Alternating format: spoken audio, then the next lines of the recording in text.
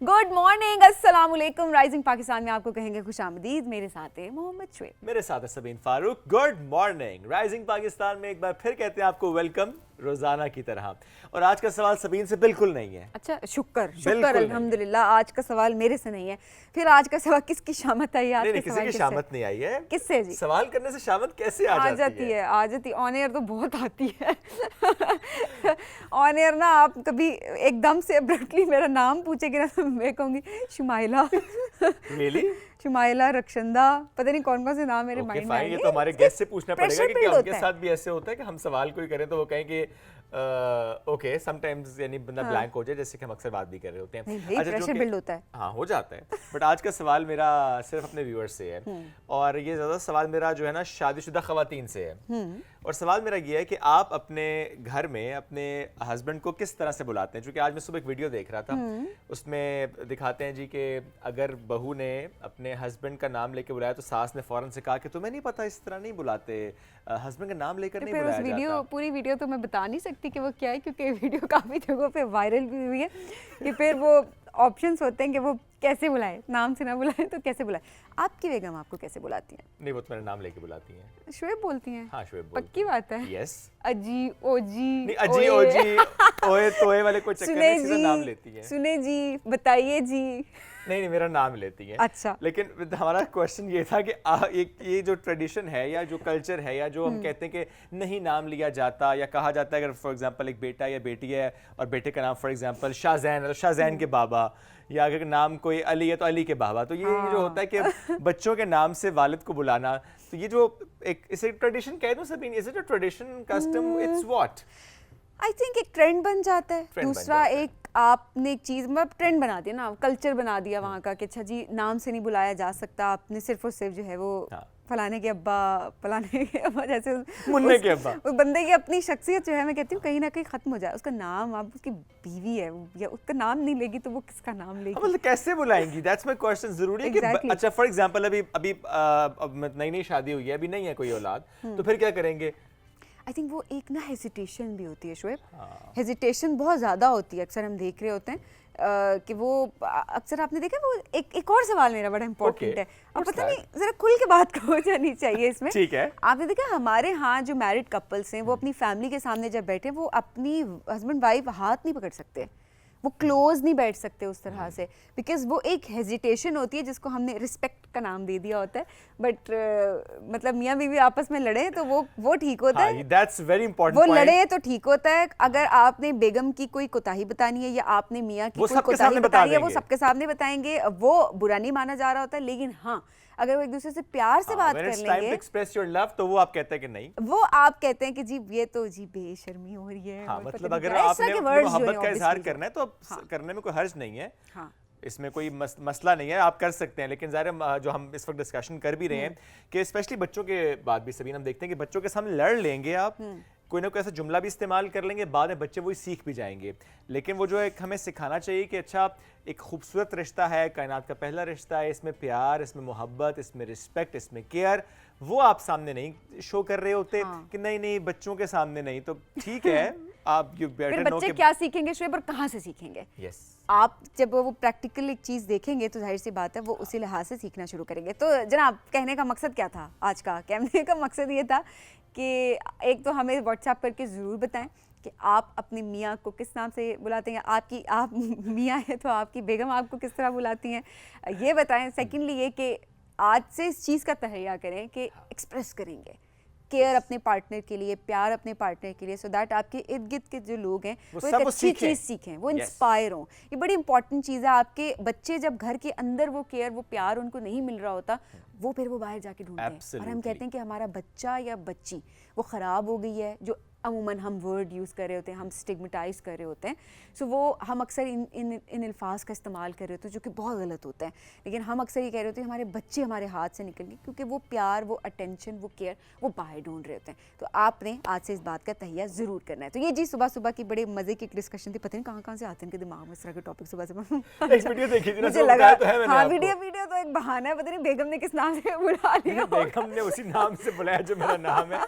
मैं बता तो चुका हूँ, उसी नाम से बुलाती है। अच्छा एनीवेज जी, मूविंग ऑन। इससे पहले कि हमारी ये डिस्कशन और तूल पकड़ जाए, आज के राइजिंग पाकिस्तान में क्या कुछ डिस्कस होने वाला है क्विकली आपको बता देते हैं। तो आज हम बात करेंगे कि सालाना कौन से ऐसे टेस्ट हैं, मेडिकल टेस्ट हैं जो आपको कराने चाहिए, किस एज ब्रैकेट में आपको एक आधा विजिट कर लेना चाहिए। बिकॉज मैं सुन रहा था सबीन अपने मामू की डिस्कशन चल रही थी कि because he is in UK कि अच्छा वहाँ पे एक खास एज के बाद ना कुछ टाइम बाद एक ईमेल आ जाती है जी कि आपके ये टेस्ट ड्यू है तो आप आए और टेस्ट करवाएं। पर पाकिस्तान में it's not like this, unless आपको कोई तकलीफ है, कोई बहुत ज़्यादा मामला बिगड़ गया है, then you go to a doctor और फिर डॉक्टर आपको टेस्ट बता रहा मेरे भाई क्या बात कर रहे हो, यहाँ तो बीमारी लग जाती है उसके बाद सेल्फ मेडिकेशन होती है।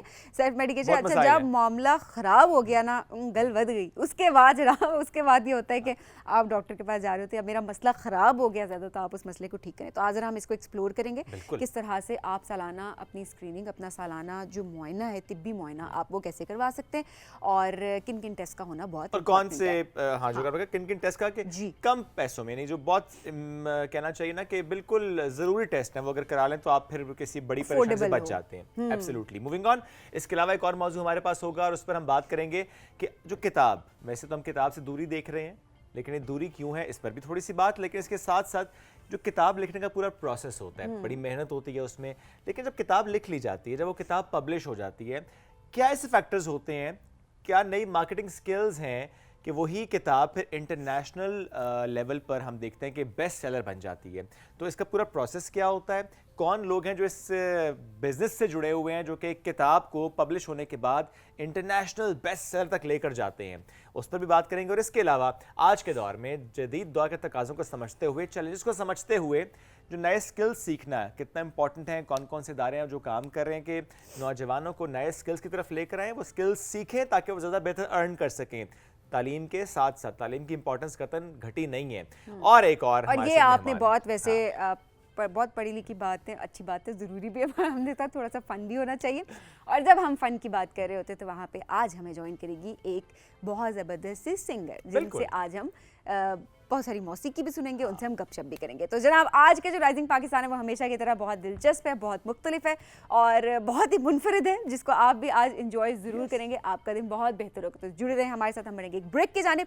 स्टे विद अस, ये है राइजिंग पाकिस्तान।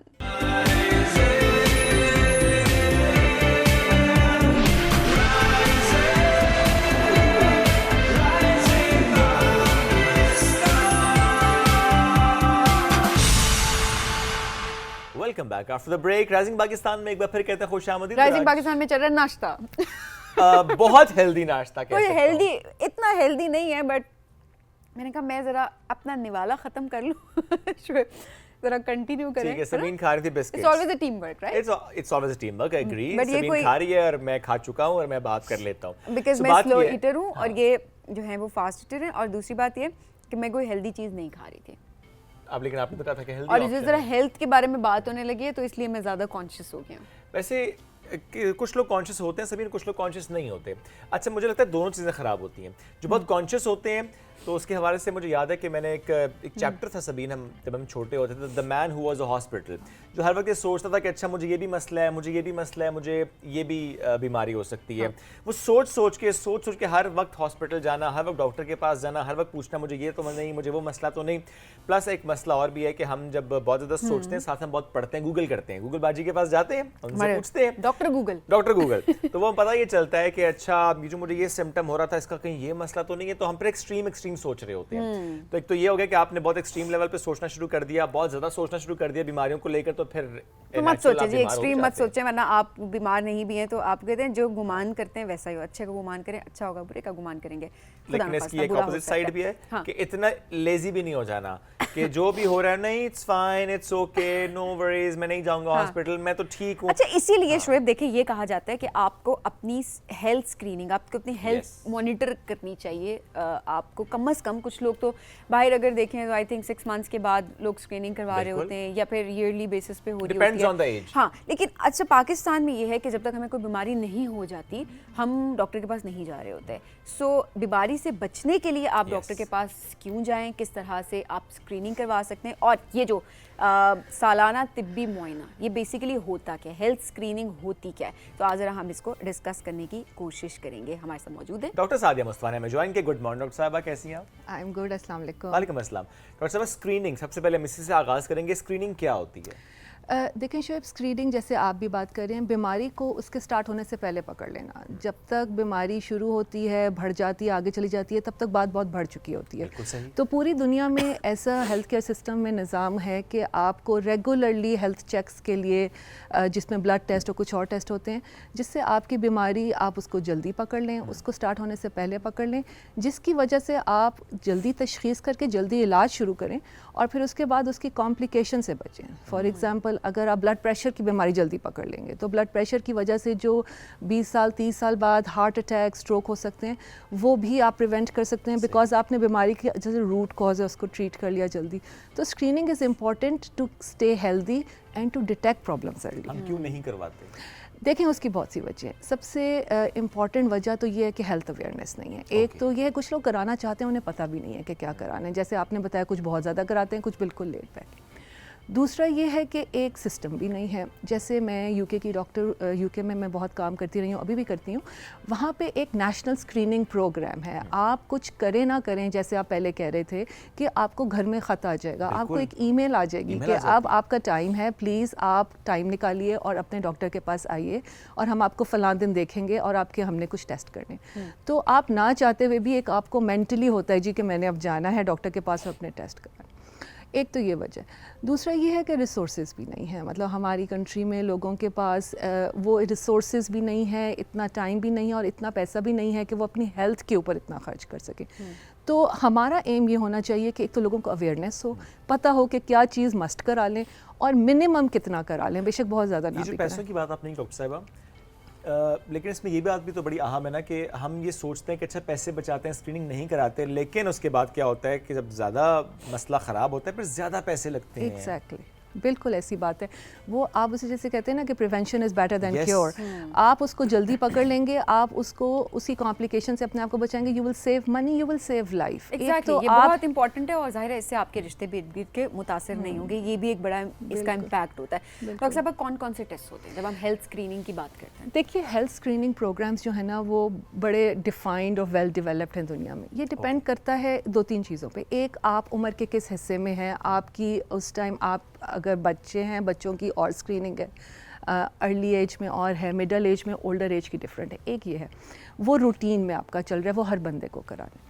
दूसरे वो लोग हैं जिनकी कोई फैमिली हिस्ट्री है, आपको कोई ऐसा रिस्क है जो आपकी फैमिली में, फॉर एग्जांपल डायबिटीज़ चल रही है, हार्ट डिजीज़ चल रही है, तो हो सकता है कि या कोई कैंसर्स हैं, तो हो सकता है आपको बाकियों से ज़्यादा ज़रूरत हो क्योंकि आपको अब ऑलरेडी आप रिस्क पे हैं। तो देयर आर वेरियस रीजंस के वाई आपको किस टाइम पे कराना होगा, डिपेंडिंग ऑन आपका हेल्थ बैकग्राउंड क्या है। ओके, इसमें ज़रा एज वाइज चीज़ें बहुत ज़्यादा डिफाइंड होती हैं। हम बच्चों से स्टार्ट करते हैं। ठीक है, बच्चों की स्क्रीनिंग के हवाले से बताएं, कौन से टेस्ट कितने अरसे बाद करा लेने चाहिए?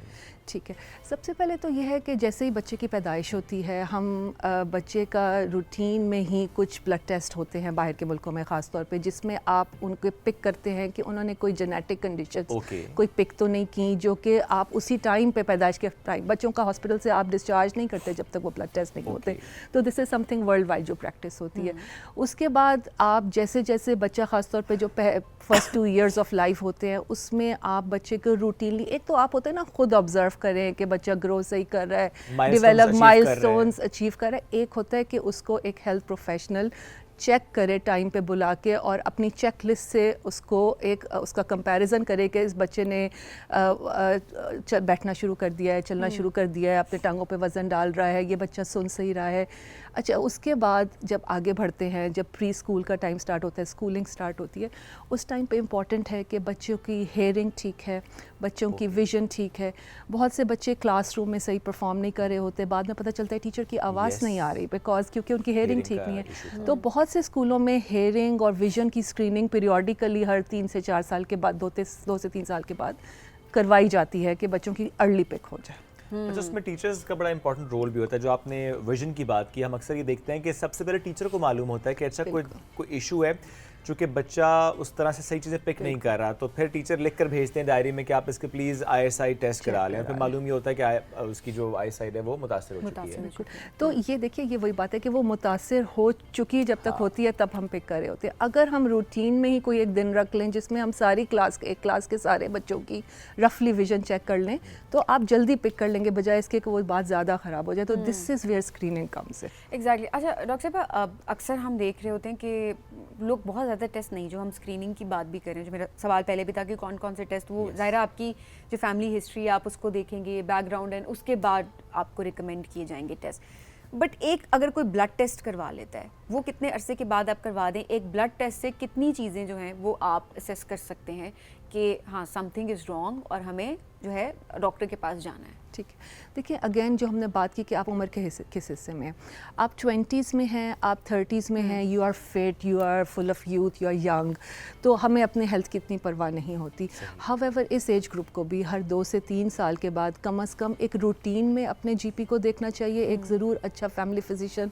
हर बंदे का होना चाहिए, डॉक्टर, फैमिली डॉक्टर, जो उनका सबसे पहले ब्लड प्रेशर चेक करे और रूटीन के ब्लड टेस्ट। रूटीन के ब्लड टेस्ट जो इम्पॉर्टेंट है हमारी सोसाइटी में वो ये हैं कि कम से कम आप डायबिटीज़ के लिए स्क्रीन कर लें, कोलेस्ट्रॉल के लिए स्क्रीन करें और एक कम से कम फुल ब्लड पिक्चर ज़रूर करा लें, जिससे हम पिक कर सकते हैं रफली कि आपका एनीमिक तो नहीं है और आयरन डेफिशिएंसी और इस तरह की चीज़ें तो नहीं है जो बिल्कुल एग्जैक्टली।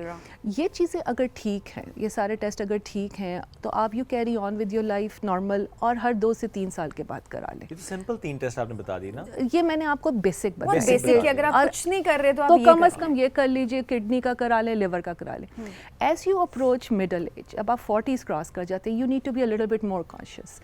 हमारे यूके में NHS में they send you a letter once you cross 40, आपको एक लेटर आता है कि come in for a well women और अ वेल मैन चेक।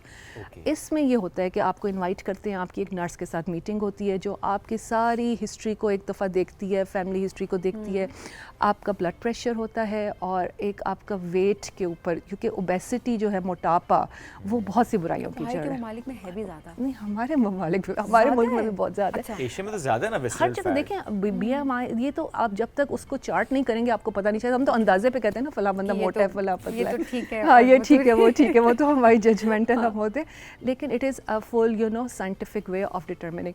तो आपका एक 40 के बाद वेल मैन या वेल वुमेन चेक होना ज़रूरी है, जिसमें एक आप डॉक्टर को देखें, वो आपकी हेल्थ स्क्रीनिंग करे, आपकी पास्ट मेडिकल और फैमिली हिस्ट्री स्क्रीन करे, ब्लड प्रेशर चेक हो, आपका BMI चेक हो और उसके बाद आपके बेसिक टेस्ट हो। वो थोड़े से उस पॉइंट पे ज़्यादा कॉम्प्रिहेंसिव होने चाहिए, जिसमें अगेन जो हमने बताया कि CP हो, लिवर, किडनी, थायराइड का टेस्ट हो जाए, डायबिटीज़ और कोलेस्ट्रॉल की स्क्रीनिंग हो।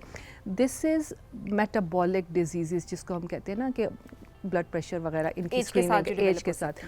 उसके अलावा एक सेपरेट जो है वो कैंसर स्क्रीनिंग भी है। Again cancer is also an age related condition. जैसे जैसे हमारी उम्र बढ़ती है हमारा रिस्क इंक्रीज़ करता है, तो उसकी स्क्रीनिंग, जैसे लास्ट मंथ आपको पता है ब्रेस्ट कैंसर स्क्रीनिंग, अक्टूबर हम मंथ सेलिब्रेट करते हैं टू रेज अवेयरनेस। ये चीज़ें हम पीरियडिकली फिर एक उसका एक तरतीब तय कर लेते हैं कि मेमोग्राम ख़वातीन कराएं हर 2 से 3 साल के बाद, आफ्टर 40 ज़रूर एक चेक कर लें, ताकि वो चीज़ शुरू होने में से पहले पकड़ी जाए या अर्ली स्टेज पे पकड़ी जाए। इसी तरह 50s के बाद बावल कैंसर स्क्रीनिंग बहुत ज़रूरी होती है। आपका एक सिंपल स्टूल टेस्ट होता है जिससे आपको आइडिया हो जाता है। देखिए कोई चीज़ कंफर्म तो नहीं होती, एक आइडिया हो जाता है कि कहीं प्रॉब्लम शुरू तो नहीं हो रहा, ताकि फिर आप बहुत कंट्रोल कर सकते हैं। या तो एक कैंसर स्क्रीनिंग भी एज के साथ ज़रूरी होती है कि आप अपने उस चेक में। डॉक्टर साहब, जो आप कैंसर स्क्रीनिंग की बात करिए, ब्रेस्ट कैंसर की तो आपने बात कर दी कि आप मेमोग्राफी करवाते हैं एंड ऑल दैट, जो प्रोसीजर होता है, अगर आप लंप फील करते हैं कुछ ओवरऑल, क्योंकि हम देख रहे होते हैं कि बड़ी अनफॉर्चुनेट सिचुएशन है, अल्लाह सबको महफूज रखे, बट काफ़ी सारे लोगों को लास्ट स्टेज पे पता चलती है अगर उनकी बॉडी में किसी भी हिस्से में, किसी भी ऑर्गन में कैंसर है। तो कोई कैंसर के लिए भी ऐसा कोई एक टेस्ट होता है, कोई एक टेस्ट हो जाए जिससे थोड़ा असेस किया जा सकता है कि हाँ देयर इज़ समथिंग रॉन्ग? देखिए अनफॉर्चुनेटली कैंसर एक ऐसी बीमारी है जो बहुत सारे सिम्टम्स नहीं देती, और ये जो हमारा ख्याल है कि कैंसर से तकलीफ़ या दर्द होता है वो भी नहीं होता अनटिल लास्ट स्टेज तक। तो बहुत से लोगों के अंदर ये बीमारी पलती रहती है और काफ़ी एंड स्टेज पे जाके पता चलती है। दूसरा कुछ डिफरेंट जगहों के डिफरेंट टाइप्स के कैंसर्स भी डिफरेंट तरह से बिहेव करते हैं। कुछ जल्दी पकड़े जाते हैं और आप उनका कुछ इलाज कर सकते हैं, कुछ ऐसे होते हैं जो जिस्म में पलते रहते हैं और उस पॉइंट पे जाके डिटेक्ट होते हैं जब आप कुछ कर नहीं सकते। तो आई वुड से कि एक कोई ऐसा टेस्ट नहीं होता जो आपके सारे कैंसर्स को डिटेक्ट कर ले। हाउएवर जब आप ये जो रूटीन के ब्लड टेस्ट कराते हैं ना, इनके ऊपर आपको कुछ ना कुछ आइडिया ज़रूर हो जाता है कि अभी बॉडी में कोई प्रॉब्लम चल रहा है, क्योंकि वो टेस्ट ऊपर नीचे आप किडनी कराएंगे टेस्ट, लिवर का कराएंगे, आप सीपी कराएंगे, आपको पता चलेगा कुछ ना कुछ बॉडी में चल रहा है, तो आपका डॉक्टर उसको ढूंढने की कोशिश करेगा।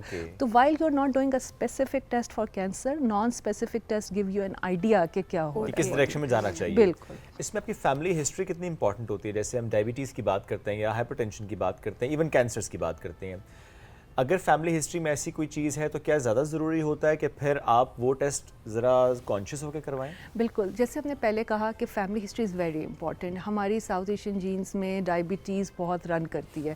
उसके अलावा हमारे, जैसे मैंने बताया कि ओबेसिटी बहुत रन करती है हमारी फैमिली में, हमारी फैमिलीज़ में। तो ये सारी चीज़ें, these are the perfect mix to end up with a metabolic problem जैसे हाई ब्लड प्रेशर या शुगर।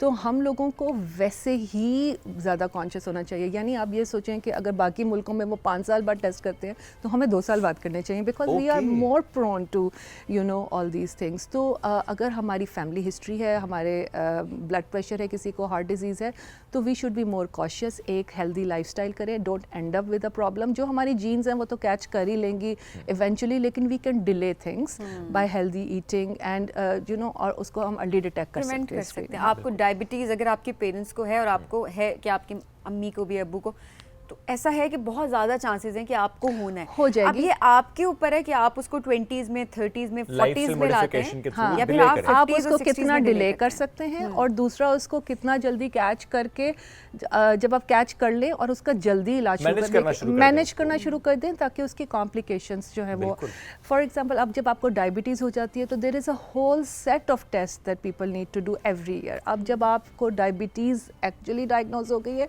फिर तो आपको रूटीन में ब्लड टेस्ट कराने ही कराने हैं, लेकिन उसके अलावा आपको अपने किडनीज़ का, अपने फुट का, लिवर का, आपको अपनी आइज़ की स्क्रीनिंग, तो वो आप फिर डायबिटीज़ की मैनेजमेंट में चले जाते हैं। लेकिन ये सब तब होगा जब आप उसको जल्दी पकड़ लेंगे और उसका इलाज जल्दी खुदा ना खास्ता। हमने तो ऐसे केसेस भी अपनी मेरे फैमिली में देखे कि आईसाइट एकदम से चली गई, और वो ओवरनाइट नहीं होता, सभी ओवरनाइट नहीं होता, वो चल रहा होता, वो कितने सालों से इग्नोर कर रहे होते हैं, वो पकड़ा नहीं जा रहा। आपको जैसे आपने बताया कि हमें सिम्टम्स हो रहे होते हैं और हम कहते हैं अच्छा यार कोई बात नहीं, या सम टाइम फियर होता है कि कोई बड़ी चीज़ ना निकला है, हम डॉक्टर के पास नहीं जाते। तो डॉक्टर साहब, डॉक्टर गूगल जो है उसका क्या इलाज करें? डॉक्टर गूगल को बंद करा ये यहाँ से और अपने दिल से हम डॉक्टर गूगल को कैसे निकालें? देखिए, एक तरह से इसका फ़ायदा ये है कि लोगों को अवेयरनेस है, इट रेज अवेयरनेस। लोगों को कम से कम पता होता है कि कुछ करना है, ना करने से कुछ करना बेहतर है। कम से कम वो डॉक्टर के पास आएंगे, ओवर टेस्ट करा लेंगे, ठीक है, but it's a doctor's job at the end कि आप उसको बैलेंस कर दें और उनकी एंग्जाइटी, जो हेल्थ एंग्जाइटी उनको हो रही है, उसको एड्रेस करें। ये बहुत इंपॉर्टेंट है। ये ना हो कि आप गूगल से बहुत ज़्यादा पढ़ के जाएं और बाद में आप ये सोचना शुरू कर दें कि नहीं यार, इग्नोरेंस ही ठीक थी। Ignorance is a blessing at that point of time. Doctor साहब, thank you so much for joining us today. बड़ा इंपॉर्टेंट टॉपिक था, स्क्रीनिंग कितनी इंपॉर्टेंट है। तो यही हमारी कोशिश भी थी कि हम अवेयरनेस के पर्सपेक्टिव से बात कर पाएँ कि एज़ पर योर एज आपको ये डिसाइड एंड डिफाइन करना है कि अच्छा आपने कौन से टेस्ट कराने हैं, रूटीन आपने चेकअप कितना आपका इंपॉर्टेंट है। और ज़रूरी नहीं होता कि आपको जब बहुत बड़ा मसला हो जाएगा तो फिर आपने उसके स्पेशलिस्ट के पास ही जाना है। अब family physician, it's very important कि आप उसके पास जाएं, डिस्कस करें रेगुलरली। मैं ये नहीं कहता कि डेली पहुंच जाएं, but as per your age आपको ज़रूर फ्रीक्वेंटली विजिट करना चाहिए। एक ब्रेक की तरफ बढ़ेंगे, ब्रेक से वापस आएंगे, रहिए हमारे साथ। This is rising Pakistan.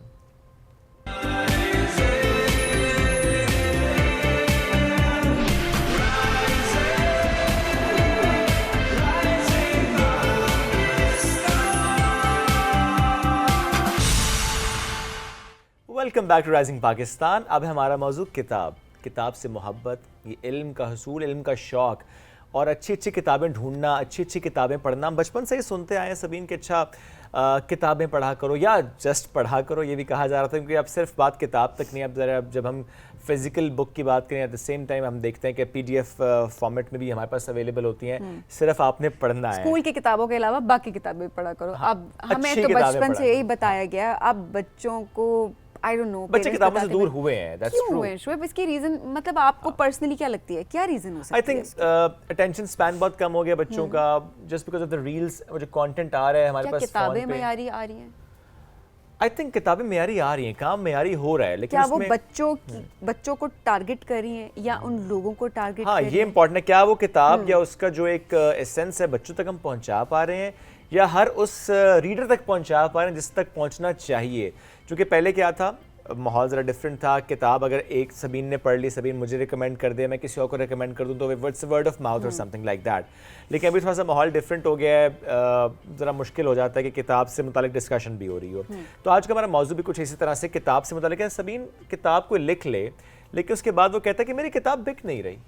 Exactly तो आज ज़रा इस सेगमेंट में हम ये जानने की कोशिश करेंगे, इस वक्त जितने भी राइटर्स हमें देख रहे हैं या वो लोग जो कि किताब लिखना चाहते हैं और वो चाहते हैं कि हम अपनी किताब को बहुत अच्छे तरीके से आगे बेच या लिख सकें। ली है और वो उन्हें लगता है किताब शाये लिखी बहुत करना है। अच्छी थी, शाया भी हो गया, शाया लेकिन भी हो फिर गया। उसके बाद कुछ नहीं हो हाँ, रहा। तो किस तरह से आप उसको बेस्ट सेलर बना सकते हैं, सिर्फ पाकिस्तान में नहीं बट इंटरनेशनली आप किस तरह से ऑडियंस को टारगेट कर सकते हैं कि लोग अट्रैक्ट हों, उस किताब को खरीदें और फिर एक शख्स दूसरे शख्स को रिकमेंड करे कि नहीं तुम वो किताब पढ़ो। जो कि हमने बहुत सारी ऐसी किताबें देखी हैं जो कि हम बैठे बैठे एक दूसरे को रिकमेंड कर देते हैं। तो ऐसी कौन सी चीज़ें जो कि वो इनकॉर्पोरेट करते हैं, क्या आपको करना चाहिए? तो आज इस सेगमेंट में हम जानने और हमें प्रोग्राम में ज्वाइन किया digital book publishing and marketing expert हैं सैयद साकिब मुमताज साहब। सर अस्सलाम वालेकुम, कैसे हैं आप? बहुत शुक्रिया, थैंक यू। सर, एक तो होता है ना किताब लिखना, एक होता है उसको पब्लिश करना, ये तो प्रोसेस चले हमारे सामने है, लेकिन ये इसकी मार्केटिंग एक बिल्कुल अलग डोमेन है। आपने कैसे एक्सप्लोर किया इसको? असल में ये डिजिटल मार्केटिंग का ही एक सब डोमेन है। ओके। और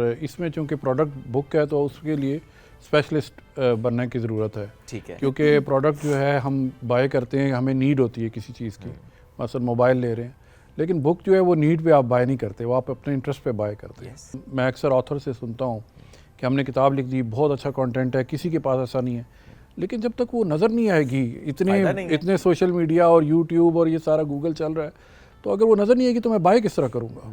तो ये बहुत बड़ा इशू है। तो हमारा काम ये है कि राइट ऑडियंस को वो किताब दिखाना through advertising, through videos, through social media. तो हमारा वो काम है कि हम उसको आगे उसके रखेंगे और फिर वो कन्वर्ट होती है सेल में। ओके। और फिर वो जिस तरह आप अभी बात कर रहे थे कि वर्ड ऑफ माउथ होता है, पहले वर्ड ऑफ माउथ होता है, फिर उसके बाद ईमेल मार्केटिंग होती है, फिर सोशल मीडिया होता है। तो ये सारी आपको टीम चाहिए अगर आपने आज सक्सीड करना है इतनी हाईली कम्पिटिटिव मार्केट में। तो हम जो ये बात कर रहे होते हैं सर कि हमारे बच्चे आजकल की किताब, बच्चे का बड़े भी नहीं पढ़ रहे होते हैं, हम देख रहे होते हैं। हाँ। बड़ी बदकिस्मती है हमारी कि हम किताब से दोस्ती हमारी बड़ी कम हो गई है।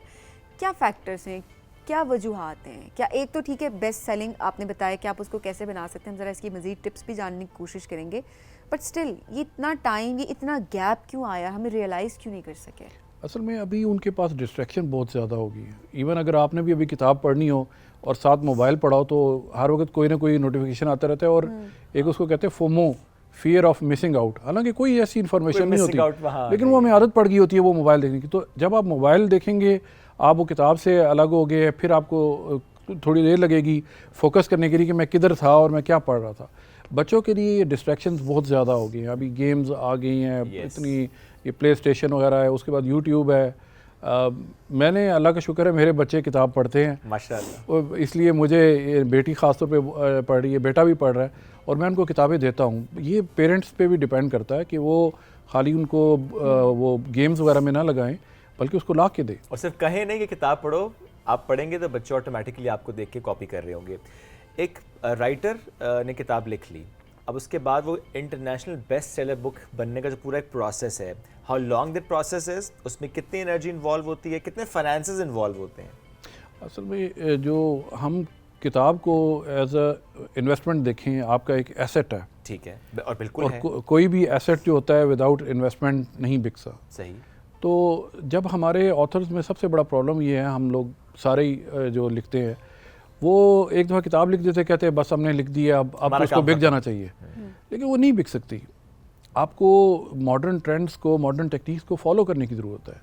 आपको एक पीआर टीम चाहिए, किसी ने वर्ड ऑफ माउथ से ही बाहर निकालनी तो है ना बात, ऐसे ही है कि जी ये इस तरह की बुक आ गई है। अभी इस वक्त तकरीबन 4 लाख किताबें अमेज़ॉन पे पब्लिश होती हैं एक महीने में। ओके। तो अब आप मुझे बताएं कि उसमें 4 लाख पे आप किस तरह स्टैंड आउट कर सकते हैं, अनलेस कि आपके पास पूरी टीम है, कि आप राइट लोगों को कांटेक्ट कर रहे हैं और वो लोग आपकी किताब को प्रमोट कर रहे हैं, आपको पे करना पड़ता है इसके लिए। ओके, तो it is healthy investment. Healthy investment जो आप पे कर रहे हैं, फिर रिटर्न ऑफ इन्वेस्टमेंट आरओआई भी तो देख कैलकुलेट करना पड़ता है ना। तो ज़रा क्या ये लोग डिस्कस करते हैं आपसे कि अच्छा मैंने किताब लिख लिया, मुझे बताएं कि मैं एक्सपेक्ट ये कर रहा हूँ कि इस किताब का कंटेंट ऐसा है कि इसकी इतनी कॉपीज़ बिक जानी चाहिए, मुझे इसमें इतना फ़ायदा हो जाना चाहिए, तो मैं कितनी मिनिमम इन्वेस्टमेंट से स्टार्ट करूँ? मैं भी यही कहूँगा कि इस जैसी किताब तो किसी ने लिखी नहीं है। सही, अपना काम सबसे अच्छा लगता है जी, जाहिर सी बात है। देखिए, एक ऑथर की कन्विक्शन है, उसने किताब लिखी है तो वो तो यही कहेगा, और आप भी जब किताब लिखेंगे तो आप यही कहेंगे, इससे बेहतर तो कोई किताब नहीं है। लेकिन प्रॉब्लम ये है कि जब तक वो आप पूरे प्रोसेस को फॉलो नहीं करेंगे, जिसमें आपकी सोशल मीडिया मार्केटिंग है, आपकी अमेज़ॉन पे मार्केटिंग बहुत इंपॉर्टेंट है और बड़ी एक्सपेंसिव है। ओके, एक्सपेंसिव है जी, बहुत एक्सपेंसिव है। बल्कि एक कंपनी है, उन्होंने अमेरिका से मुझे कांटेक्ट किया थ्रू लिंक्डइन, और वो ये कह रहे थे कि आपका अगर कोई क्लाइंट है हाई टिकट तो आप उसको हमारे पास ले आएं, हम उसको 5 जगह पे बेस्ट सेलर बनाएंगे। उसमें USA टुडे भी शामिल है, उसमें अमेज़ॉन है, बार्नेस नोबल है, एक सी स्वीट एक बड़ी एक्सक्लूसिव वेबसाइट है, और एक न्यूयॉर्क टाइम्स का भी कहते हैं, और वो कहते हैं अगर हम ना कर सके तो हम आपको पैसे वापस कर देंगे। अच्छा, क्लेम कर रहे हैं वो जी, लेकिन उसकी जो टिकट है वो सिर्फ $70,000 का है। तो $70,000 इन्वेस्ट अगर कोई करना चाहता है तो वो USA टुडे पे बन सकता है बेस्ट सेलर। अच्छा, रिटर्न जो है वो अच्छा, रिटर्न इसमें 2 तरीके से होती है। एक तो आप अगर बुक को एज अ प्रोफाइलिंग के लिए आप देखें, मसलन मैं एक फील्ड का एक्सपर्ट हूँ, मैं बुक लिखता हूँ, तो बाहर वाले मुल्कों में तो ये चीज़ बड़ी नोट की जाती है कि उसने वो किताब लिखी है और वो चलो कुछ बहुत अच्छी सेलर नहीं लेकिन बिक रही है, तो मेरी एक्सपर्टीज़ एस्टेब्लिश होगी। एक तो ये है, उससे मुझे और काम मिलेगा, बिजनेस मिलेगा। बिल्कुल सही है। दूसरा तरीका ये है कि आपकी जो किताब है, अगर वो नेटफ्लिक्स या अमेज़ॉन प्राइम या हुलू कोई उसको पिक कर लेगी तो वो एक सीरियल बन जाएगा। मसलन अभी एक मिस्ट्री राइटर है हार्लन कोबन, हार्लन कोबन की नेटफ्लिक्स के साथ डील हुई है $50 मिलियन में। तो अब आप सोचें कि एक ऑथर जो है उसको $50 मिलियन मिले हैं, उसकी सारी किताबों पे सीरियल बन रहे हैं। तो ये बहुत बड़ा जैकपॉट है एक ऑथर के लिए। एक ऑथर का जैकपॉट यही है कि उसकी किताब कोई ऐसा बंदा पिक कर ले कि फिर सीरीज बन, जैसे कि नेटफ्लिक्स की आप बात जी बिल्कुल। और अभी पिच करते हैं लोग अपनी बुक्स जो है नेटफ्लिक्स को या प्राइम को, और वो अगर वो एक्सेप्ट कर लेते हैं।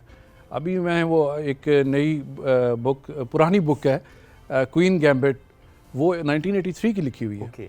उसके बाद दूसरी अभी एक टी कप एक सीरियल आया 1988 वाली, वो 1988 में सेकंड नंबर पे आई थी, रनर अप थी स्टीवन किंग के मुकाबले में, और 36 साल के बाद उस पर अभी एक सीरियल बन रहा है। तो आप उससे अंदाज़ा करें कि बुक नेवर डाइज, जब भी लिख दी है आपने, फिक्शन ख़ासतौर पे लिखी है, तो वो कहीं ना कहीं पिक हो जाती है। लेकिन अगर हमने नेटफ्लिक्स को पिच करना है तो हमें वो सास बहू वाले ड्रामे से निकलेंगे तो पिच कर सकेंगे, वरना अदरवाइज पॉसिबल नहीं है। अच्छा, कुछ लोग छोड़ भी देते हैं ना ट्राई करना, अगर उन्होंने बुक अपनी पब्लिश कर दी है, वो इतनी ज़्यादा नहीं चली, तो जिस तरह आपने इतने सारे भी बता दिए कि कहाँ से आप उसको पिच कर सकते हैं, किस किस जगह पे, तो अब कुछ लोग बस बैठ जाते हैं कि ठीक है बस नहीं चल रही तो नहीं चल रही। सो क्या शुरू में अगर आपकी स्ट्रैटेजी ना हो तो क्या आपकी बुक एक बार आप जिसको फ्लॉप कह सकते हैं कि अच्छा ठीक है उस तरह से नहीं चली जिस तरह से चलनी चाहिए थी, तो वो आगे चल के क्या वो बिजनेस कर सकती है? देखिए, ये तो इन मार्केटिंग में सबसे बड़ा प्रॉब्लम ये है कि इतनी अनप्रेडिक्टेबल है।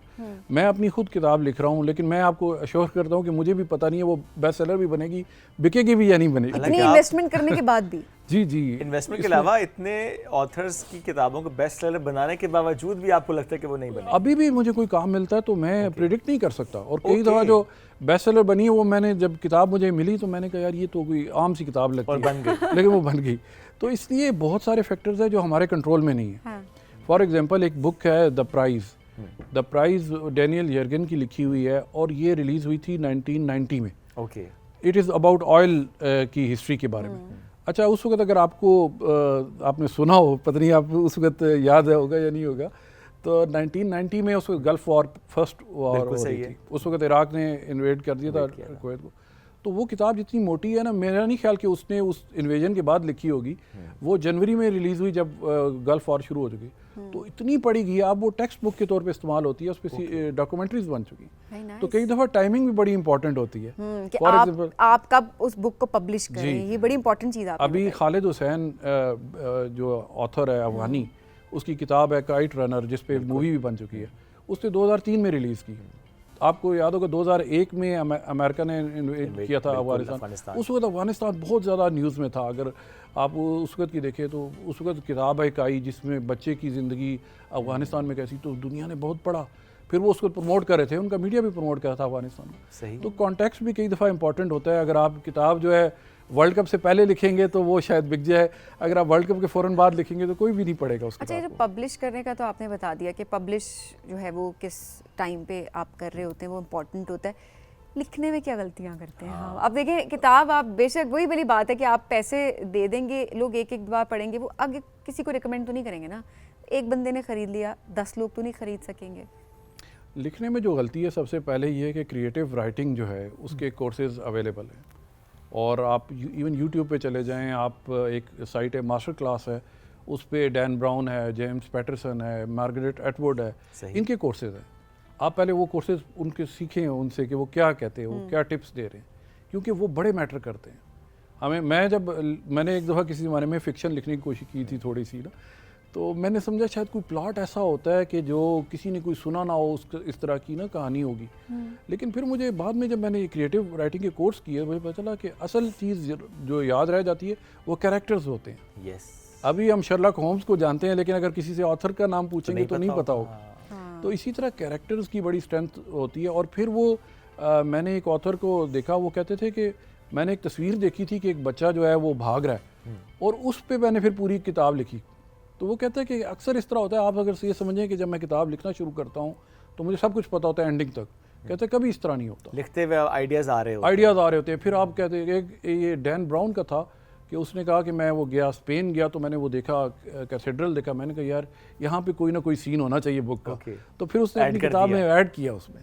तो ये जो सबसे बड़ी गलती ये है, आपने जो बात की पहले कि लोग हिम्मत छोड़ देते हैं। मार्केटिंग इतना कहना चाहिए अनफ्रेंडली फील्ड है कि हर रोज़ टेंशन में बंदा रहता है कि आज इसकी किताब बिक रही है, उसकी नहीं बिक रही, वो पूछ रहा है कि भाई क्यों नहीं बिक रही, तुम पता नहीं सो तो नहीं गए हो। आप कितने ऑथर्स के साथ काम कर चुके हैं? अभी 200 से ज़्यादा ऑथर्स के साथ काम कर चुके हैं। कितने ऑथर्स की बुक्स इंटरनेशनल बुक सेलर आपने इस मार्केटिंग के थ्रू तकरीबन आप 15% की बात करें, 30 के प्लस हो चुके हैं अब ऑथर्स, वो बेस्ट सेलर बन चुके हैं। अच्छा, उसमें भी लेकिन आप बता रहे हैं कि वो इतनी कोई खास किताबें नहीं थी, लेकिन उसमें जो स्ट्रैटेजी है, मार्केटिंग स्ट्रैटेजी, वो काम कर रही है। देखिए दुनिया में बिलियंस लोग हैं, और मेरा एक ओपिनियन एक बंदे का ओपिनियन है। बिल्कुल सही बात। अभी मतलब हम समझते हैं, हम बड़े जनरलाइज्ड टर्म यूज़ करते हैं ना, साइंस फिक्शन।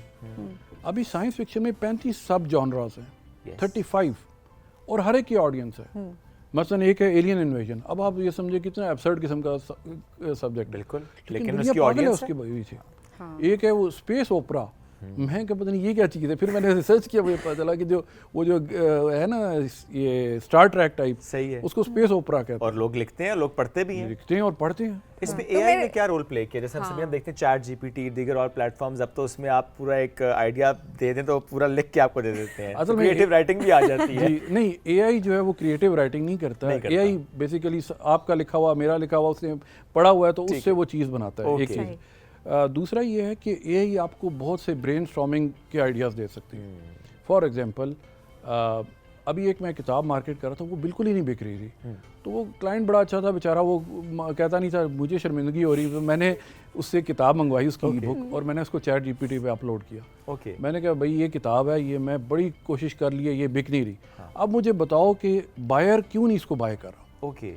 तो उसने फिर वो एक रिपोर्ट जनरेट की, बहुत अच्छी रिपोर्ट जनरेट की, कोई 20 पेज बन गए उसके। फिर हमने उस किताब को रीराइट करवाया, क्योंकि प्रॉब्लम ये हो रहा था कि उसके जो पहले पेजेस थे जो अमेज़ॉन पे नज़र आ रहे थे, जब आप वो कहते हैं ना रीड सैम्पल, बिल्कुल सही है, तो होता है वो, उसमें कोई ऐसी चीज़ नहीं थी जो पिक करे कोई, कि जो आपको अट्रैक्ट करे। मसलन मेरी अगर लाइफ की स्टोरी है, वो उसकी लाइफ की स्टोरी थी ना, तो आप कहेंगे यार मुझे इससे क्या मिलेगा। आप ज़ाहिर किताब लेंगे, आप कहेंगे कोई ऐसी चीज़ बता रहा है, कोई ऐसा बिलियनर है जो गुरु है, वो बता रहा है कि मैं किस तरह बिलियनर बन गया। तो अगर वो पहले कहानी में ये बताना शुरू किया कि मैं इधर पैदा हुआ, फिर मैं इधर गया, इंटरेस्ट नहीं रहता। तो आपके ज़ाहिर इंटरेस्ट को मेंटेन रखना है ताकि रीडर जो है वो दूर ना भागे, वो पढ़ता रहे। बाकी तुक्के की गेम है जी। जी बिल्कुल, तुक्का कह लें या इसको कई दफ़ा तो इस तरह भी हुआ, मैंने कहा या अल्लाह इसको किताब को बिकवा दे कि क्लाइंट पीछे पड़ गया। किस्मत और तुक्का, लेकिन पॉइंट यही है कि जब इन सारी टिप्स को आप फॉलो करें तो प्रोबेबिलिटी बढ़ जाती है कि आपकी जो किताब है वो बेस्ट सेलर बन सकती है। और आप एआई से फायदा भी उठा सकते हैं, जिस तरह उन्होंने कहा कि रिपोर्ट जनरेट हो जाती है ना कि क्या गलतियां हो रही हैं, तो आप उन गलतियों पे काम कर सकते हैं। लेकिन इस चीज़ का ख्याल करें कि कंप्लीट क्रिएटिव राइटिंग जिस तरह से बताया कि वो मुतासर ना हो। बहुत शुक्रिया प्रोग्राम में हमें ज्वाइन करने के लिए। नाज़रीन, हम एक ब्रेक के जानिब स्टे विद अस।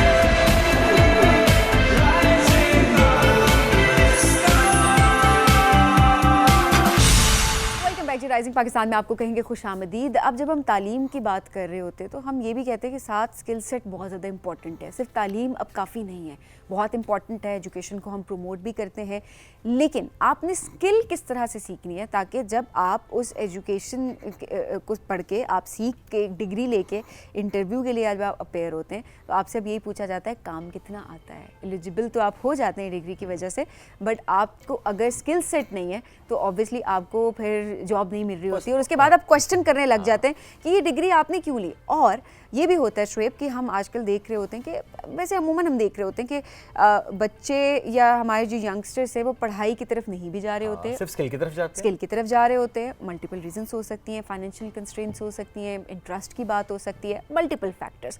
लेकिन बात वही है कि उन अपने लिए कमाना सब नहीं है, उसके लिए स्किल सेट होना बहुत इंपॉर्टेंट है। इसमें कुछ इदारे हैं जो कि बहुत काम भी कर रहे हैं, स्किल सिखाते भी हैं, उसके बाद उन बच्चों को, उन लड़कों को, उन बच्चियों को प्रमोट भी करते हैं।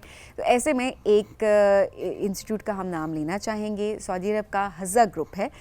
इसने ये इनिशिएटिव लिया है गवर्नमेंट के साथ मिलके। सो बेसिकली इस अ पब्लिक प्राइवेट पार्टनरशिप जिसके तहत वोकेशनल ट्रेनिंग दी जाती है यंगस्टर्स को। हम बात करेंगे मजीद। हमें ज्वाइन किया हज़ा इंस्टीट्यूट ऑफ टेक्नोलॉजी के एमडी हैं अजहर सिंधु साहब। सर बहुत शुक्रिया, आपने वक्त दिया। 2010 से आप लोग काम कर रहे हैं, तकरीबन 14 साल। थोड़ा सा मुझे ओवरव्यू दीजिएगा, क्या कुछ हुआ अब तक? बेसिकली ये 2000 sorry first of all thank you very much for inviting and हमें मौका दिया कि हम अपना जो है जो क्या कर रहे हैं आप लोगों के सामने रखें। 2010 के अंदर ये पहला इनिशिएटिव था जो government of Pakistan ministry of that time HR human resource तो उन्होंने इंटरनेशनल एक टेंडर फ्लोट किया कि एक इंटरनेशनल अदारे आएँ जो आकर ट्रेनिंग इंटरनेशनल लेवल की स्टैंडर्ड के दें और जॉब प्लेसमेंट में लिंकेज करें। तो उसके अंदर को 22 कंपनी ने पार्टिसिपेट किया था और हमने being a Saudi group we also participated and we won the project. फिर गवर्नमेंट के अंदर जैसे चलता है डॉक्यूमेंटेशन प्रोसेस चलते रहते हैं, तो हमने जो स्टार्टअप दे दिया 2018 के अंदर 2018 के अंदर स्टार्टअप किया है। तो हमारा जो बेसिक कंसेप्ट था कि इंटरनेशनल स्टैंडर्ड की वोकेशनल ट्रेनिंग्स वो दें और लोगों को प्लेसमेंट के लिए इंटरनेशनल लेवल के तो लिंकेजेस क्रिएट करें। तो इसी तहत अभी जो हम इस वक्त हमारे पास 8 कैंपसेस हैं अक्रॉस पाकिस्तान अल्हम्दुलिल्लाह। एंड पाकिस्तान के अंदर जो पहले था गोस्ट ट्रेनिंग बहुत ज़्यादा हो रही थी, ट्रेनिंग्स ब्राइट ट्रेनिंग होती थी, तो उसको हम कोशिश कर रहे हैं, बल्कि बहुत कोशिश की है कि आप गोस्ट ट्रेनिंग ख़त्म कैसे होनी है। दूसरा है कि हम सब कहते हैं कि पाकिस्तान के अंदर इंस्टीट्यूट्स नए होने चाहिए। Pakistan we have a lot of infrastructure, हमारे पास मोर देन 2000 के इंस्टीट्यूट्स हैं, गवर्नमेंट ने सेटअप्स बने हुए हैं। स्किल का थोड़ा सा है, वो स्किल के अलावा जो पाकिस्तान का जो असल मसला है वो है सॉफ्ट स्किल ट्रेनिंग का है। लोगों के पास मोटिवेशन नहीं है, लोगों के पास वो एथिक्स एंड बिहेवियर नहीं है, प्रोफेशनल एथिक्स नहीं है, दैट्स अनदर थिंग। तो हमने दोनों को फोकस करके बीइंग इंटरनेशनल एक्सपोजर के साथ हम हमारा तो एक्सपीरियंस था, तो हम लेकर आए ताकि लोगों को ना सिर्फ स्किल दें बल्कि इंटरनेशनल फोकस जो है प्रोफेशनल एथिक्स का उसको फोकस करके लोगों को जॉब दें। तो इस वक्त हम अल्हम्दुलिल्लाह आप कह लें across the world, Saudi Arabia के लिए, कतर के लिए, UAE के लिए और स्पेशली जापान और साउथ कोरिया के लिए हम। तो अभी तक for the last 2 years around कुछ 10,000 बंदा हम साउथ कोरिया के लिए ट्रेंड असेस कर रहे हैं, बल्कि हमारे पास अभी भी ministry of HRD south Korea के लोग आए हुए हैं और डेली तकरीबन 400-450 बंदे की वो ट्रेनिंग असेसमेंट हमें देख रहे हैं। नाइस। तो ये तो एक बड़ा नंबर भी है। और 8 कैंपसेस हैं आपके यहाँ पे पाकिस्तान में? जी 8 कहाँ पे? हमारा हेडक्वार्टर तो इस्लामाबाद में है, H9 में है। इसके अलावा हमारे पास चिलास में है, चलास में भी चलास में है, क्योंकि फिर पेशावर में है, फैसलाबाद में है, लाहौर में है, खरान में हमने किया है, कराची में है। तो दिस इज़ अक्रॉस पाकिस्तान हम कोशिश कर रहे हैं कि लोगों को जो है स्किल डेवलपमेंट करके, अभी हमने रिसेंटली मुजफ्फराबाद में बनाया है। नाइस। खरान और चलास, इन दोनों से मुतालिक मैं जानना चाहूँगा आपसे कि वहाँ पे कितने स्टूडेंट्स, वहाँ का रुझान कैसा है, कितने लोग इंटरेस्टेड होते हैं वहाँ पर, थोड़ा सा उसके माहौल के बारे में बताएं। सर मैं जब विज़िट किया है 2 साल पहले गिलगित का, तो मुझे सीएम साहब ने कहा है जो आपने यहाँ इतनी इन्वेस्टमेंट इस्लामाबाद में की है गवर्नमेंट के साथ मिलकर, तो हम आपको भी जगह देते हैं, आप यहाँ भी अंडर पब्लिक प्राइवेट पार्टनरशिप करें। तो हमने गिलगित के अंदर और स्कर्दू के अंदर देखा, लेकिन देखा चलास जो है थोड़ा सा पसमानदा एरिया है, तो हमने वहाँ प्रेफर किया कि हम वहाँ जाकर जो है वो एक सेंटर बनाते हैं। We did 100% investment on it. लोगों के पास बहुत ज़्यादा, एक तो आपको पता है वहाँ टेररिज्म का इशू भी है ज़्यादा था, तो हम वहाँ के लोगों को ट्रेनिंग दें और उनको प्लेसमेंट करें। कोई रॉकेट साइंस नहीं थी, इट्स अ वेरी सिंपल, वहाँ के लोगों को ट्रेनिंग करें, साथ में कोई 35-40 किलोमीटर के फासले का और भाषा डैम, दसू डैम है, तो वहाँ ही उनको प्लेस करें। तो वी कॉन्टेक्टेड द भाषा डैम एंड उनके कॉन्टेक्टर्स को, आपको कौन कौन से स्किल चाहिए, ओके, उसी स्किल्स को लेकर हमने कस्टमाइज करके उन्हीं के लिए ट्रेन करके बच्चे उनको दे दिए। बहुत अच्छा है, ताकि लोकल एम्प्लॉयमेंट बढ़े। हमारे पास सीटिंग कैपेसिटी थी 120, तो हमारे पास कोई मोर देन 700 की जो है एप्लीकेशंस हैं। और पूरे मुल्क के अंदर कल्चर है stipend culture, and I am proud to announce के कोई स्टाइपेंड नहीं दिया। इतने बच्चे मेहनती हैं, देवर आई थिंक के 3-3 किलोमीटर 4-4 किलोमीटर पैदल गांव से चलकर आते थे। अच्छा। आज के दौर में भी, और वो सीखते थे। अच्छा, मेरा एक्चुअली क्वेश्चन अगला यही था कि इंसेंटिव क्या है, कितने टाइम के लिए बाउंड रखना कि टाइमली आएँ और वो ट्रेनिंग अटेंड करें, क्योंकि अक्सर ये होता है कि हम अक्सर ट्रेनिंग्स जो है, जिस आपने बात की हम यही देख रहे होते हैं कि स्टाइपेंड जो है वो देते हैं, तो बच्चे स्टाइपेंड के लिए भी आ रहे होते हैं, लेकिन मेरे साथ साथ ये कि कुछ सीख भी रहे होते हैं। देखें, पाकिस्तान के अंदर अभी अल्लाह का बड़ा शुक्र है कि ऑलमोस्ट कोई 90% स्टाइपेंड कल्चर ख़त्म हो गया है। पहले ये होता था अदारों को 30,000 रुपया 6 महीने के लिए बच्चे का देते थे, और गवर्नमेंट जो है एक बच्चे के ऊपर बोर्डिंग लॉजिंग एंड स्टाइपेंड के लिए 1 लाख रुपया खर्च करती थी। तो 30,000 में ट्रेनिंग नहीं हो सकती। अभी तो आकर जे आप कह लें कि नेफ्टेक ने एक इनकलाबी कदम जो उठाया है, and I appreciate their management कि उन्होंने इंक्रीज़ किया, स्टाइपेंड कल्चर को ख़त्म किया है, और बहुत ही सख्त किस्म की MNE करके अदारों को पैसे दिए हैं, लेकिन उसके ऊपर MNE डाल दी है कि यार you have to do this one. Okay. तो हम कोशिश कर रहे थे कि पाकिस्तान के अंदर कि हाउ टू इंक्रीज एम्प्लॉयबिलिटी। तो गवर्नमेंट को हमने एक आप कह लें एक प्रपोजल दी कि हम 70% लोगों को प्लेस करेंगे। ठीक है, हमारे कॉन्ट्रैक्ट का हिस्सा बना दें। ओके, जॉब प्लेसमेंट्स होंगे प्लेस करने के, और वो भी इंटरनेशनल। यस। ओके। तो ताकि आप एक परसेंटेज दे दें, बाकी पैसे हम एम्प्लॉय कर देंगे, तो हमारे पास आप हमें पैसे रिलीज। बहुत अच्छी बात है कि जब हम बात करते हैं पाकिस्तान की पॉपुलेशन को देखते हुए, और स्पेशली जब हम यूथ बल्ज की बात कर रहे होते हैं, हम कहते हैं कि अनएम्प्लॉयड है, और उसमें एक बात हो रही होती है कि पाकिस्तान, चूँकि यहाँ पर हम देखते हैं कि यंग पॉपुलेशन बहुत ज़्यादा है, तो हम अपनी HR को एक्सपोर्ट क्यों नहीं करें, ह्यूमन रिसोर्स को एक्सपोर्ट क्यों नहीं कर रहे, गल्फ़ में भी, यूरोप में भी, दीगर ममालिक में भी। तो बड़ी अच्छी बात है, कुछ इदारे हैं जो किस तरीके से काम करें कि एक तो सिखाते हैं और फिर उनको इंटरनेशनली जॉब प्लेसमेंट्स उनकी हो रही होती है। अच्छी बात यह है कि हुकूमत के इनिशिएटिव्स, इस तरह की कोलैबोरेशंस जो हैं वो हमेशा अच्छी रहती हैं कि गवर्नमेंट सपोर्ट करे, वो एक ट्रस्ट लोगों का, आवाम का ट्रस्ट जो ज़्यादा होता है, वो हम हमेशा यही देख रहे होते हैं, वो हुकूमत के ऊपर होता है कि हम देख रहे थे अच्छा ये हुकूमत की चीज़ है, आप उसको करें। तो कोलैबोरेशंस जो है ना, ये बहुत ज़्यादा मैटर भी कर रही होती हैं। सर, अप्लाई कैसे कर सकते हैं लोग, थोड़ा प्रोसीजर के बारे में बताएं, कोई एज ब्रैकेट है, कोई एलिजिबिलिटी क्राइटेरिया आप लोगों ने रखा हुआ है? देखिए, हमारे पास जितनी भी ट्रेनिंग्स हैं, ये आप कहें हम रिवर्स इंजीनियरिंग, सबसे पहले हमारे पास डिमांड जनरेट करते हैं। ठीक है। उसके मुताबिक उन्हीं ट्रेड्स के अंदर हम जो है कोर्सेज अनाउंस करते हैं। ओके, इंटरनेशनल जॉब मार्केट को देखते हैं आप? देखते हैं, बिल्कुल, कि वहाँ पे क्या रिक्वायरमेंट है इस वक्त, कि कौन से स्किल्स वहाँ पे रिक्वायर्ड है इस वक्त, कौन से स्किल्स किस किस मुल्क में रिक्वायर्ड है। थोड़ा सा अगर आप 3-4 मुल्कों के नाम ले सकें कि उन मुल्कों में ये जॉब्स हैं, और अगर ये स्किल आपके अंदर हो तो आप जा सकते हैं, और नहीं है तो आप सीख के जा सकते हैं। सबसे जो आप कह लें कि जो अच्छी पे मास्टर जो है, मैं कह लूँ साउथ कोरिया है, और साउथ कोरिया के अंदर वेल्डिंग इज टॉप। अच्छा। तो हम उनके लिए शिप मेकिंग के लिए we are the only institute in Pakistan जबकि साउथ कोरिया को हम अल्हम्दुलिल्लाह शिप मेकिंग के लिए दे रहे हैं और सैलरी पैकेज $2200 के ऊपर है, अकोमोडेशन फ्री है। इट्स आलमोस्ट फ्री वीज़ा है, आलमोस्ट आप कह लें कि टिकट खर्चा डालकर 5-6 लाख रुपए खर्चा आ रहा है, वेयर एज ओपन मार्केट में इसी की वैल्यू 2.5 to 3 मिलियन की कास्ट है आ रही है। हमारे लोगों का और साउथ कोरिया का था कि आपके लोग जॉब स्विच कर लेते हैं, एथिक्स का इश्यूज़ है, तो हमने उनको गारंटी दी कि हमारा ट्रेंड किया हुआ बच्चा जॉब स्विच नहीं करेगा।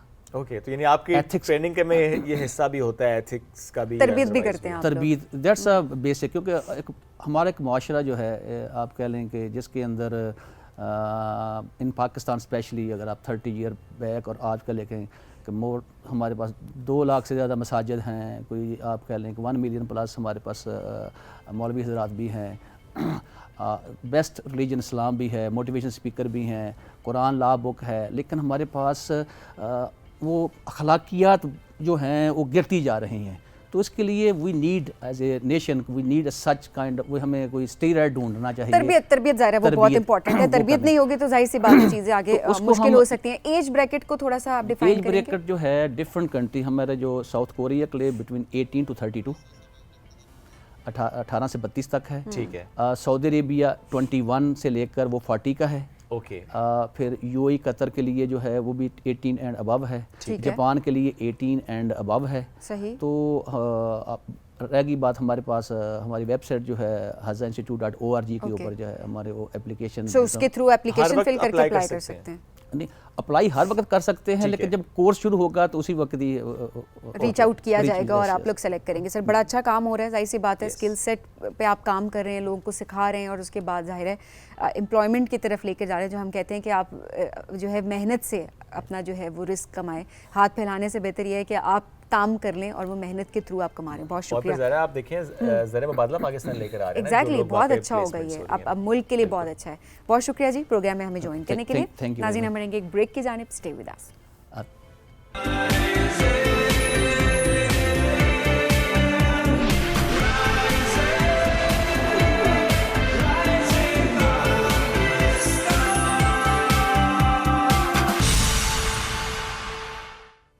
Welcome back. राइजिंग पाकिस्तान में एक राइजिंग एंड शाइनिंग स्टार इस वक्त मौजूद हैं। नाम है उनका सना नेमत। म्यूज़िक से बड़ा उनका लगाव है, सूफ़ी जॉनरा है उनका, गज़लें बहुत खूबसूरत अंदाज से वो गाती हैं।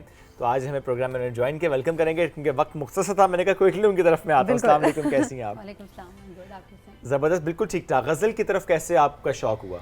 बस शौक़ तो खैर बचपन से कुछ ना कुछ, शुरू मैंने नात ख़्वानी से की और उसके बाद फिर ऐसे ऐसे जैसे जैसे कॉलेज में आई तो डिफरेंट मेरे कॉम्पिटिशन वगैरह में आई पार्टिसिपेटेड इनटू दैट। तो फिर वो गज़ल भी ऑटोमेटिकली, गज़ल खैर मैं बचपन से सुनती भी थी, कुछ था मुझे नेचुरली उसके साथ लगाओ, लेकिन सूफ़ी की तरफ मेरा अपना इंक्लिनेशन था। लेकिन एज़ फार एज़ मैं गाना शुरू हुई तो लोगों ने गज़ल में बहुत मेरी आवाज़ को, मेलोडी में बहुत पसंद किया। तो बस इस तरीके से।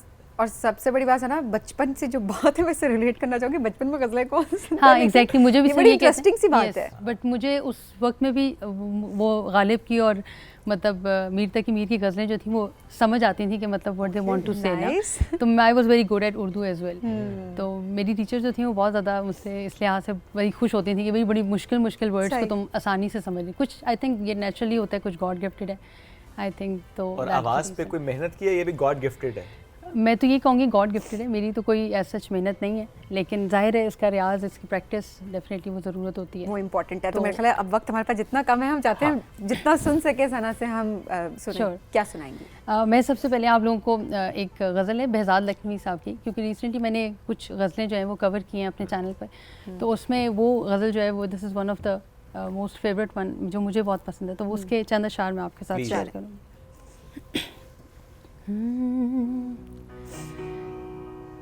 कहाँ हो तुम, चले आओ, मोहब्बत का तकाज़ा है। कहाँ हो तुम, चले आओ, मोहब्बत का तकाज़ा गमे दुनिया से घबरा कर तुम्हें दिल ने पुकारा है, कहाँ हो तुम?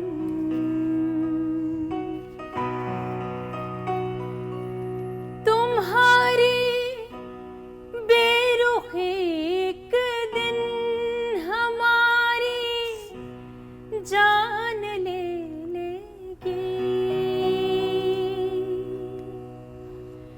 तुम्हारी बेरुखी एक दिन हमारी जान ले लेगी। कसम तुमको जरा सोचो, कसम तुमको जरा सोचो कि दस्तूरे वफा क्या है। गमे दुनिया से घबरा कर तुम्हें दिल ने पुकारा है, कहाँ हो तुम? चले आओ, मोहब्बत का तकाजा है। वाह, जबरदस्त। वाह। अच्छा, वो दर्द सुना है आपने आवाज में सुना? जो टिपिकल क्वेश्चन आपसे किया जाता होगा, मैं भी वो टिपिकल सवाल आपसे करूँगी।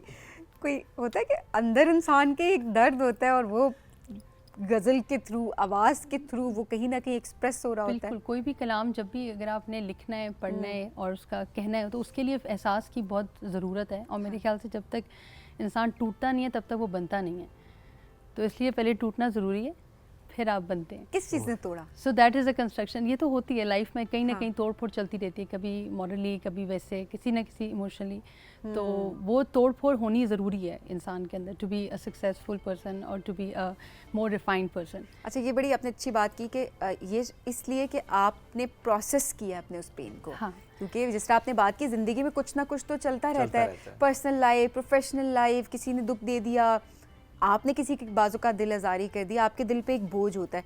लोग क्या करते हैं, उससे फ़ौरन एस्केप ढूंढने की कोशिश करते हैं। एग्जैक्टली। सो आप जो बात कर रहे हो कि उस पेन को फील करना, फिर उसको प्रोसेस करना, आप वो बहुत देखिए ना, जो इम्पोर्टेंट लोग होता है। लिखते होंगे, ये जो शायर लिखते होंगे, हम तो बड़ी आसानी से मतलब गा के आगे निकल जाते हैं, लेकिन जो लिखते होंगे सोचें वो कितना बड़े मरहले से गुजरते होंगे। The poetry which reflects their emotions and everything. तो ये चीज़ समझ के पढ़नी में बहुत फ़र्क है। मतलब एक एहसास का होना बहुत ज़रूरी है, फील करके उसको बिल्कुल एक्सप्रेस करना। बिल्कुल। एक और फरमाइश है मेरी, श्योर। दिल में एक लहर। नहीं, मेरा सवाल है, किसको डेडिकेट करेंगे? ऐसे नहीं गाएंगे। नहीं, डेडिकेट नहीं कर सकते। समटाइम्स आप ऐसे नहीं गाएंगी, ऐसे नहीं चलता। आप ऑडियंस को डेडिकेट कर दें, आप आसान करें। ओके फाइन, ऑडियंस को। अच्छा, वैसे मज़े की बात बताऊँ, इस गज़ल में कोई डेडिकेशन है नहीं। इसमें जो है वो अपनी कैफियत के बारे में, नासिर काज़मी साहब की गज़ल है, बिल्कुल, और बड़ी खूबसूरत गज़ल है। और जब मैंने इसको गाने की कोशिश की तो उसमें उनका मैंने थोड़ा सा हवाला पढ़ा, तो उन्होंने उसमें लिखा था कि जब इन्होंने ये गज़ल लिखी तो चंद दिन बाद ही उनका इंतकाल हो गया। तो मैंने जब इस गज़ल को पूरा पढ़ा तो समझ आ रही थी कि मतलब what he was feeling at that time when he was writing it, कि उनको क्या चीज़ अपनी लाइफ में कम लग रही है, क्या ज़्यादा लग रही है। ठीक है। तो वो आप लोग भी जब सुनेंगे तो शायद तो उसको चलें जी, बेहतर हमें तरीके से। सुनाएं। श्योर। और मैं थोड़ा सी बात इस पे, जब तक वो स्टार्ट करती हैं, कि मैं सुन रहा था इनका एक क्लिप और उसमें जितने कमेंट्स आए हुए थे स्पेशली इस गज़ल पे, तो वो यही था कि बेस्ट फीमेल वोकलिस्ट और ऐसी आवाज़ हमने कभी नहीं सुनी। तो वो जो कमेंट्स थे ना, उसने मुझे मजबूर किया कि मैं लाइव भी वो सुनूं। ज़रूर। शोर बरपा है खानाए दिल में, शोर बरपा है खानाए दिल में, कोई दीवार सी गिरी है अभी, कोई दीवार सी गिरी है अभी, कोई ताज़ा हवा चली है अभी, दिल में एक लहर सी उठी है अभी, कुछ तो नाजुक मिजाज हैं हम भी, वाह वाह, कुछ तो नाजुक मिजाज हैं हम भी, और ये चोट भी नहीं है अभी, और ये चोट भी नहीं है अभी, कोई ताज़ा हवा चली है अभी, दिल में एक लहर सी उठी है अभी, भरी दुनिया में जी नहीं लगता, भरी दुनिया में जी नहीं लगता, जाने किस चीज की कमी है अभी, जाने किस चीज की कमी है अभी, कोई ताज़ा हवा चली है अभी, दिल में एक लहर सी उठी है अभी। और सबसे इसका खूबसूरत शेर जो नासिर आज़मी ने इसके एंड में लिखा है, वक्त अच्छा भी आएगा नासिर, वक्त अच्छा भी आएगा नासिर, गम न कर जिंदगी पड़ी है अभी, गम न कर जिंदगी पड़ी है अभी, कोई ताज़ा हवा चली है अभी, दिल में एक लहर सी उठी है अभी। वाह, वेरी नाइस, जबरदस्त। वाकई फरमाइश किसी वजह से आपने ये फरमाइश की थी, इतनी खूबसूरती से आपने इस गजल को गाया है। अच्छा, चूंकि इस वक्त राइजिंग पाकिस्तान सभी PTV news and PTV home दोनों पर देखा जाए तो पीटीवी न्यूज़ पे तो ज़ाहिर ब्रेक हो जाएगी फॉर न्यूज़, लेकिन हम थोड़ा सा कंटिन्यू करेंगे एट पीटीवी होम, और हम ज़रूर कुछ गपशप भी लगाएंगे, कुछ और फरमाइशें भी करेंगे आपसे। सबसे ज़्यादा फरमाइश वैसे लोग किस गज़ल की आपसे करते हैं?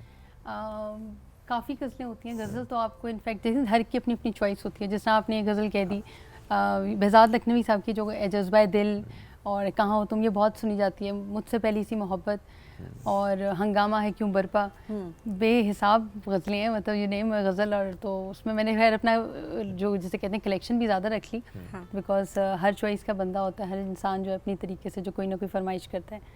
तो कहाँ हो तुम की फरमाइश अगर हम करें, कहाँ हो तुम तो गा दिया ना। नहीं, दोबारा मैं तो चाह रहा था फरमाइश करूं क्योंकि मुझे इतना मजा पहले थोड़ा सा गाया था उन्होंने। कुछ नया सुनते ना, नया सुन लेते हैं, चलें। मुझसे पहली सी मोहब्बत, मुझसे पहली सी मोहब्बत का भी मैं आपको एक शेर सुनाऊंगी। एक मैंने गज़ल परवीन शाकिर साहबा की थी जो कि बिल्कुल अनसंग है, अभी किसी ने नहीं गाई थी, तो उसको मैंने अभी रिसेंटली कवर किया। उसके मैं चंद अशार आपके साथ शेयर करूंगी, इट्स अ न्यू थिंग, और ज़रूर उसको जो है लिटरेरी वर्ड में ज़्यादा मैं चाहूँगी थोड़ा सा आप हमें बस सुना दें, वक्त भी मुख्तसर है। दिल तो यही कर रहा है, ऑफ एयर हम ज़्यादा कहा तो हम ऑफ एयर ना पूरी सुनेंगे, टेंशन नहीं लेनी आपने। तो मैं आपको ये सुनाती हूँ, परवीन शाकिर की गज़ल है, इसके चंद अशार।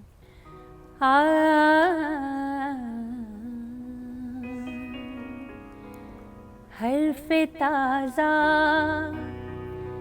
नई खुशबू में लिखा चाहता है, हर्फ़े ताज़ा नई खुशबू में लिखा चाहता है, बाब एक और मोहब्बत का खुला चाहता है, बाब एक और मोहब्बत का खुला चाहता है। Parveen Shakir is one of very refined, no doubt, और बड़ी डेप्थ थी उनके भी अशार में। बेशक। रात को मान लिया